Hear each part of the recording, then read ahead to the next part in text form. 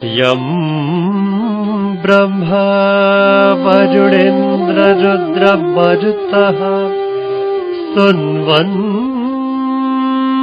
दिव्यैस्तवैः वेदैर्सङ्गपदाक्रमोपनिषदैः गायन्ति यं सावगा ध्यानावस्थिततद्गतेन मनसा पश्यन्ति यं योगिनो यस्यान्तं न विदुसुरासुरगणा देवाय तस्मै। नाटक निर्माण गगन गृह। नाटक संपादन रुक्मणी महर्जन। संवाद लेखन तथा सहनिर्देशन गमला लुइटेल। नाटक संयोजन तथा निर्देशन देव न्यौपाने।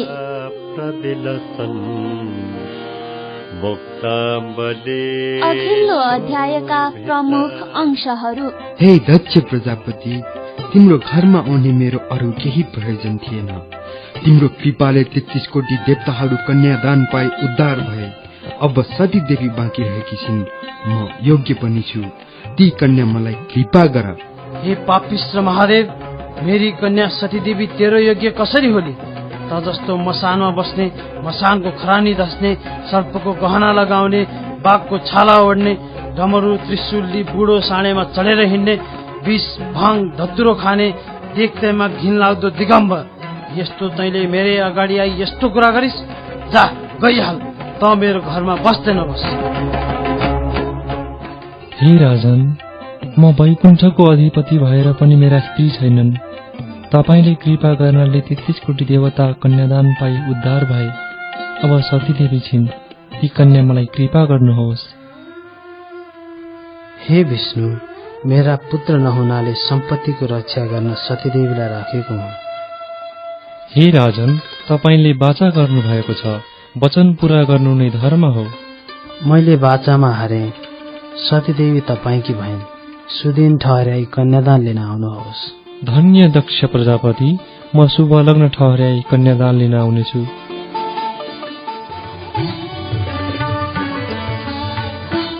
भिक्षाम देहि, भिक्षाम देहि। हे विष्णु, मलाई भोक लागिरहेको छ। भिक्षा नदिई कन्यादान लिए पनि वा दिए पनि श्राप दिउँला। हे भिक्षुक, मेरो लग्न बित्न लाग्यो, कन्यादान हुनासाथ तिमीलाई भिक्षा दिउँला। अहिले म बसेको ठाउँमा आएर बस। हे राजन, कन्यादानको समय भयो। विराजो दोहोसी विराजो दोहमसीय मयि पाद्यायै विराजो दोह।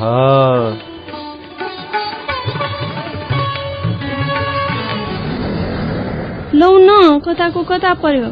स्वामी, हेर्नुहोस् छोरीको हात। ल हेर, हाम्रो घर यही हो। आहा, कस्तो दिव्य महल, अनेक मणिमाणिक्य जडेको, सुनै सुनले बनेको, मेरा बाबा महतारीको दरबार भन्दा पनि अत्यन्त राम्रो। यो दरबार कसको होला? हे प्रिय, यो चोकको माझमा गोबरले मण्डलाकार गरी लिपिदेऊ। म तिमीलाई मेरो स्वरूपको दर्शन दिन्छु। हवस् स्वामी।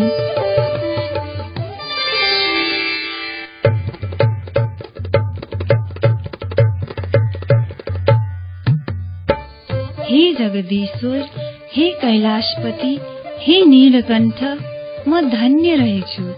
श्री महादेव स्वामी पाउने म धन्य रहेछु। सती देवीको जन्म र विवाहको प्रसंग बताइसकेपछि कुमारले अगस्त्य मुनिलाई त्रिपुरासुर दैत्यले तपस्या गरी वरदान पाएको र श्री महादेवले त्रिपुर दाह गरेको प्रसंग बारे सुनाए। श्री विष्णुले हिरण्याक्ष दैत्यको वध गरेपछि समस्त दैत्यहरू दुखी भएर खेद गर्न लागे। दैत्यहरू सबै शोकमा डुबेको बेला मय नाम गरेको दैत्यले तपस्या गर्ने विचार गर्यो। यसै विषयमा उसले तारकाक्ष र विद्युत प्रभ नाम गरेका आफ्ना दैत्य मित्रसँग छलफल गर्यो।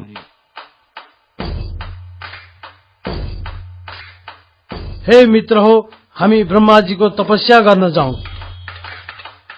हे दानवराजमय, हामीले तपस्या गरेर के फाइदा हुन्छ? हामीले किन तपस्या गर्नु पर्यो? हे तारकाक्ष, दानवराज हिरण्याक्षको मृत्युले दैत्यलोक शक्तिहीन बलहीन भएको छ। त्यसैले शक्ति बल प्राप्त गर्न पनि हामीले तपस्या गर्नुपर्छ।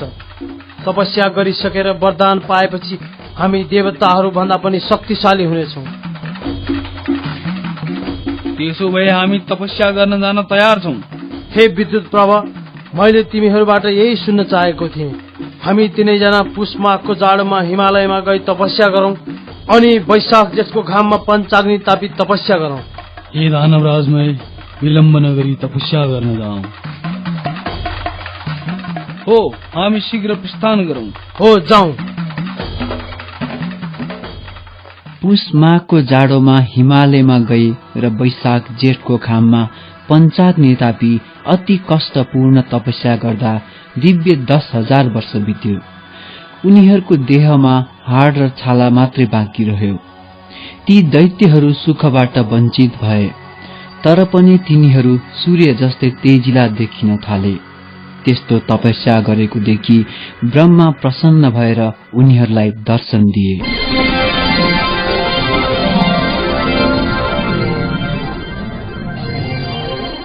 हे दैत्यहरूमा श्रेष्ठ भएका वीर हो, तिमीहरूको तपस्याले म प्रसन्न भए। जो इच्छा छ वर माग, म दिन्छु। हे ब्रह्माजी, हजुर हामीदेखि प्रसन्न हुनुहुन्छ भने हामीलाई अवधित्व वर दिनुहोस्। हाम्रो बल पराक्रम पनि ठूलो होस्। हामी विमान समान 3 पुर बनाउने छौं, त्यसमा मनुष्यको गति नहोस्। हे ब्रह्मा, कसै गरे पनि हाम्रो मृत्यु नहोस्। हामी ठूला बलवान पराक्रमी हौ, हामीलाई यस्तो वर दिनुहोस्। हे दानव श्रेष्ठ, त्यस्तो अवधित्व वर म दिन सक्दिन। कसै गरे पनि तिम्रो मृत्यु नहुने वर छाडी अर्को वर माग, म दिन सक्छु, त्यसमा फरक नमान। हे प्रभु, ती मैले बनाएका पुरहरू एकै स्थानमा रहने छैनन्। जब दिव्य 10,000 वर्ष पुग्ला तब ती पुरको मेल केवल आधा निमेष मात्र होस् र त्यही आधा निमेष भित्र जसले एक बाणले ती 3 पुरलाई नष्ट गर्न सक्छ, त्यही पुरुषले हामीलाई मार्न सकोस्। तथास्तु। तीनै दानवहरू मय, तारकाक्ष र विद्युत प्रभलाई वरदान दिई ब्रह्माजी सत्यलोक प्रस्थान गरे। मयले फलामको, चाँदीको र सुनको गरी 3वटा सुन्दर पुर निर्माण गर्यो। ती पुरहरू आकाशमा सुमेरु पर्वतका टाकुरा जस्ता देखिन लागे। ती पुरमा चन्द्रमाका किरण पर्ने हुनाले अति शीतल थिए। ती पुर दिव्य थिए। हे दानवराजमय, 3 पुरहरू एकदमै सुन्दर बने।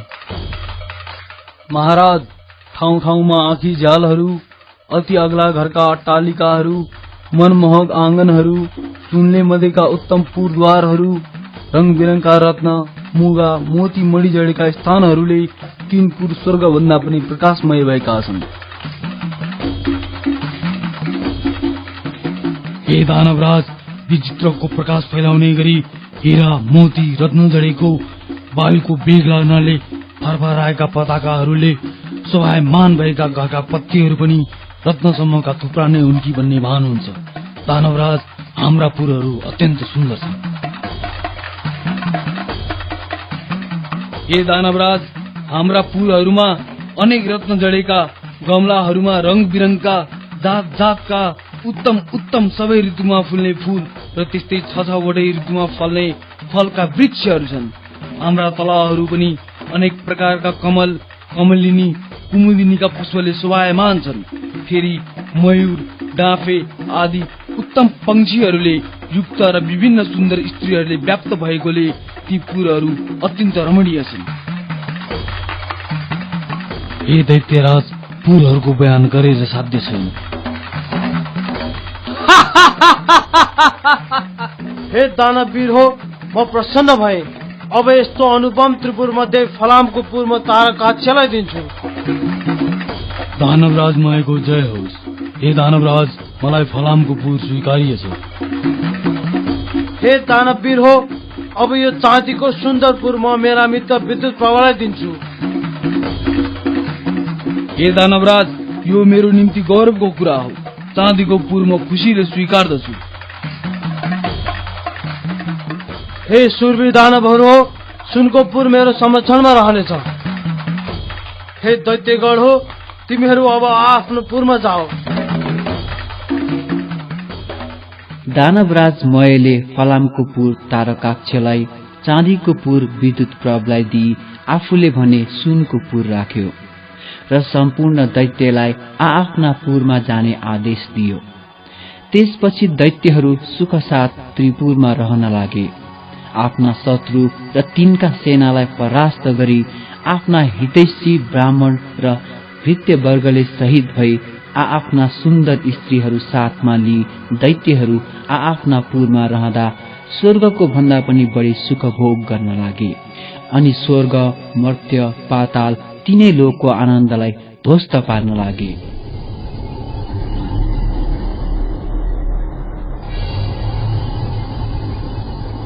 अब हामी स्वर्ग विजय गर्न जाउँ। इन्द्रको अमरावतीमा हाम्रो आधिपत्य कायम हुनुपर्छ। हामी दानवहरू देवता भन्दा बलवान र शक्तिशाली छौँ, त्यसैले हामी देवताहरूलाई जित्न सक्छौँ। हो, हामी स्वर्ग विजय गर्न जाउँ। दानवीर हो, युद्धको तयारी गर। अब स्वर्गमा आक्रमण गर्नुपर्छ। जो आज्ञा महाराज।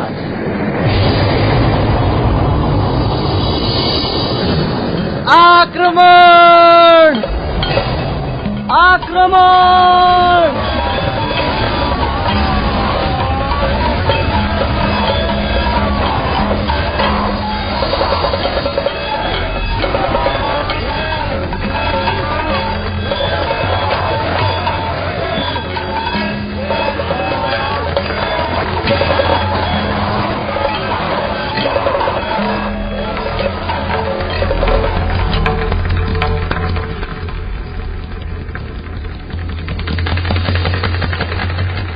हे देवराज, दैत्य सेनाहरूले हाम्रा धेरै सेनाहरूलाई युद्धमा मारिसके।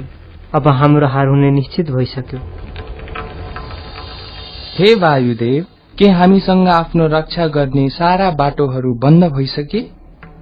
हे देवराज, हामीले सकेसम्मको प्रयत्न गर्यौं, तर ब्रह्माजीबाट वरदान पाएको मय र उसका दैत्य सेनाहरूले हामीलाई हराउने नै भए।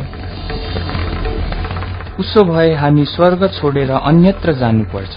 वायुदेव, देवगणलाई खबर गर्नुहोस्। जो आज्ञा देवराज।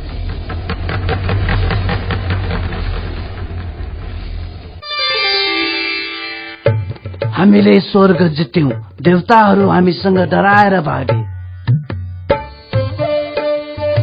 दानवराज माएको जय, त्रिपुरासुरको जय, स्वर्गाधिपति दानवराज मयको जय, दानवराज तारकाक्षको जय, दानवराज विद्युत प्रभको जय। हे दैत्यहरू हो, यो अमरावतीको बगैँचामा भएका असल असल वृक्ष र बिरुवाहरू उखेली हाम्रा 3 पुरहरूमा लगाऊ। जो आज्ञा दानवराज।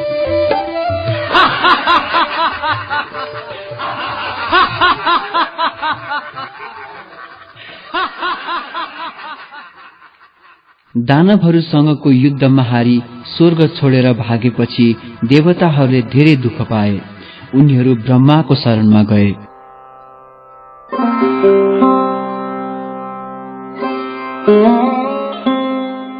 हे परमपिता ब्रह्मा, दानवराज मय, उसका मित्र तारकाक्ष र विद्युत प्रभले हाम्रो स्वर्गमाथि कब्जा गरेपछि हामी असाध्यै दुःखमा परेका छौं। हामी माथि दया गर्नुहोस्। हे सृष्टिकर्ता ब्रह्मा, दानवहरूले हामी माथि धेरै ठूलो अन्याय गरेका छन्। दानवहरूबाट हाम्रो रक्षा गर्नुहोस् प्रभु। हे ईश्वर, दानवहरूले अमरावतीमा भएका बोट बिरुवाहरू पनि नासिसके। अमरावती पनि दानवहरूको कारण विध्वंस हुन लागिसक्यो। अमरावतीलाई बचाउनुहोस्। हामी देवताहरूलाई पनि दानवहरूको अत्याचारबाट बचाउनुहोस् प्रभु। हे देवगण, त्रिपुरासुर दानवहरू बडा बलवान छन्। उनीहरूको नाश गर्न श्री महादेवको मात्रै सामर्थ्य छ। त्यसैले श्री विष्णु लगायत हामी सबै देवताहरू देवादिदेव महादेवको शरणमा जाउँ। हो, हामी देवादिदेव महादेवको शरणमा जाउँ। श्री महादेवले नै दैत्यहरूको नाश गरी हाम्रो उद्धार गर्नुहुनेछ।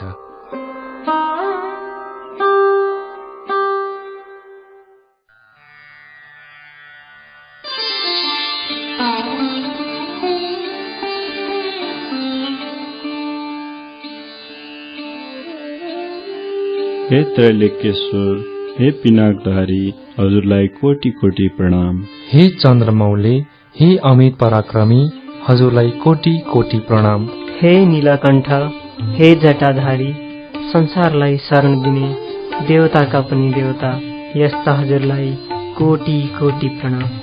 सधैँ प्रसन्न भई वरदान दिने पर्वतका मालिक, हिमालयमा बस्ने हे कैलाशपति, हे पुरुषोत्तम, हे सौम्य, हे बपुष्मन, हे महादेव, सब जगतको सृष्टि स्थिति संहार गर्ने यस्ता हजुरलाई कोटि कोटि प्रणाम।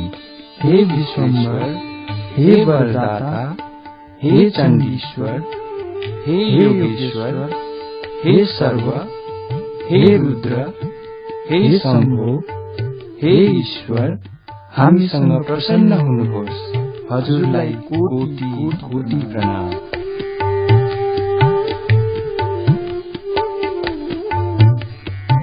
हे ब्रह्मा, हे विष्णु, हे देवगण, म तपाईहरूको स्तुतिदेखि प्रसन्न भएँ। जो वर माग्नुहुन्छ माग्नुहोस्। हे प्रभु, ब्रह्माजीको वरदानले उन्मत्त भएका मय आदि दैत्यहरूले हाम्रा उर्वशी, मेनका आदि अप्सराहरू जबरजस्ती लुटेर लागे। हे महादेव, दानवहरूले नन्दन वनका असल असल बोट बिरुवा पनि कति उखेलेर नासे, कति आफ्ना घर लगे।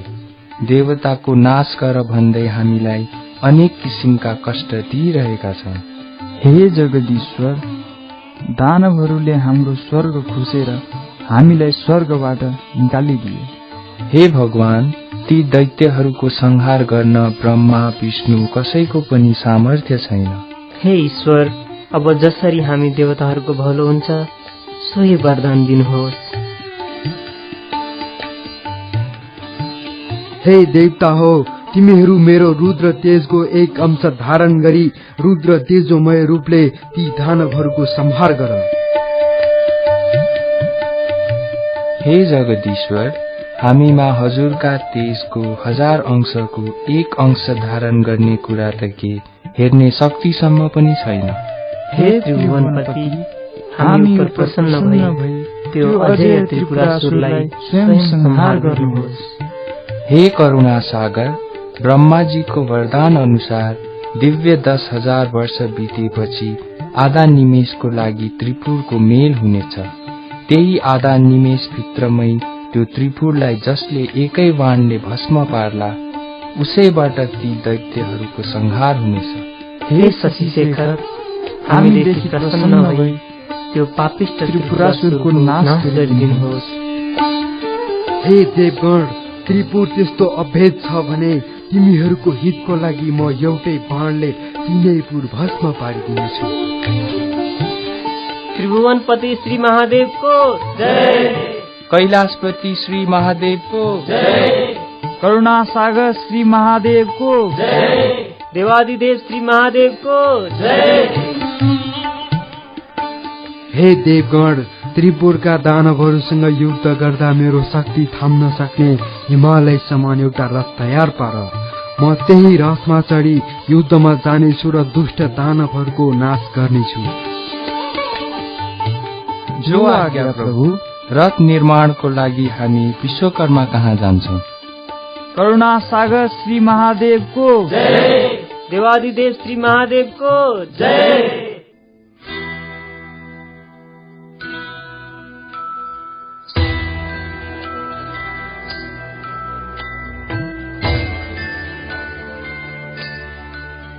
हे विश्वकर्मा, तपाईले अब त्रिपुर दाह गर्न महादेवको निम्ति समस्त देवता रूपी अवयव भएको सुवर्णमय रथ तयार गर्नुहोस्।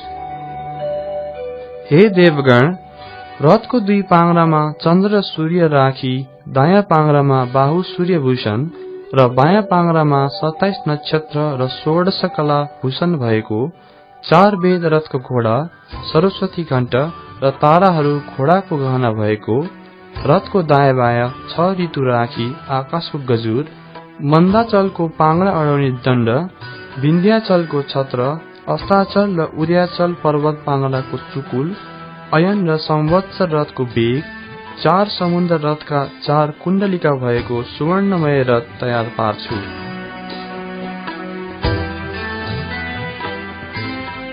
उपनयतु मङ्गलम्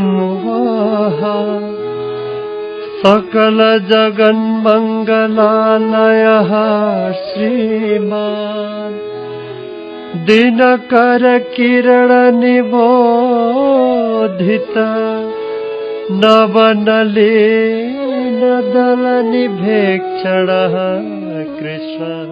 पात्रहरू सुदेव बिडारी, सन्तोष बाबु सिगदेल, हरि सिगदेल, करणलाल श्रेष्ठ, आशिष ढकाल, विपुल लोइटेल, अनुज मानन्धर, रमेश कुमार पुडासैनी, अनन्त उपाध्याय र अमीर लामा। शीर्ष गायन रमेश पोखरेल, शीर्ष संगीत दुर्गा प्रसाद खतिवडा, सूत्रधार देव न्यौपाने। स्रोत श्री स्वस्थानी व्रत कथा। निर्धनः सदना सन्तो जीवन्तो शरदां शतम्।